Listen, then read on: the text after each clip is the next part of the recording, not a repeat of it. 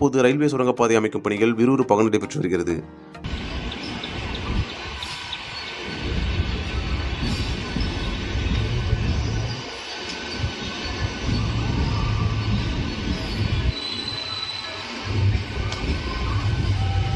ரயில் நிலையத்திலிருந்து மிக அருகிலேயே இந்த சுரங்கப்பாதை அமைக்கப்பட்டு வருகிறது.